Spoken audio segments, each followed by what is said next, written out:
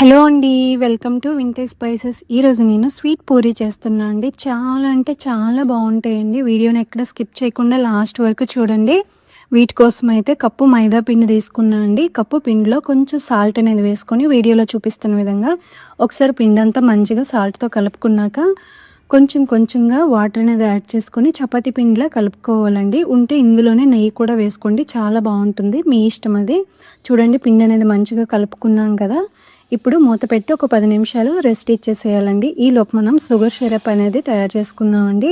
దీనికోసం అయితే cup sugar వేసుకున్నాక కప్పు షుగర్కి ఒక కప్పు వాటర్ చొప్పున వేసుకొని బాగా కలుపుతూ తీగపాకం వచ్చేంత వరకు షుగర్ సిరప్ అనేది మనం తయారు చేసుకోవాలండి. ఇందులోనే కొంచెం ఇలాచి పౌడర్ వేసుకుంటే ఫ్లేవర్ చాలా బాగుంటుందండి. చూడండి తీగపాకం వచ్చేసింది కదా. ఇప్పుడు ఈ సిరప్ని తీసి పక్కన పెట్టేసుకుందామండి. ఆల్రెడీ మనం ప్రిపేర్ చేసుకున్న పూరీ పిండిని పూరీలా చేసేసుకోవాలండి. ఇప్పుడు కడాయిలో డీప్ ఫ్రైకి సరిపడా ఆయిల్ వేసుకొని ఆయిల్ మంచిగా హీట్ ఎక్కిన తర్వాత రెడీ చేసుకున్న పూరీలను వేసి గోల్డెన్ కలర్ వచ్చేంత వరకు ఫ్రై చేసుకోవాలండి.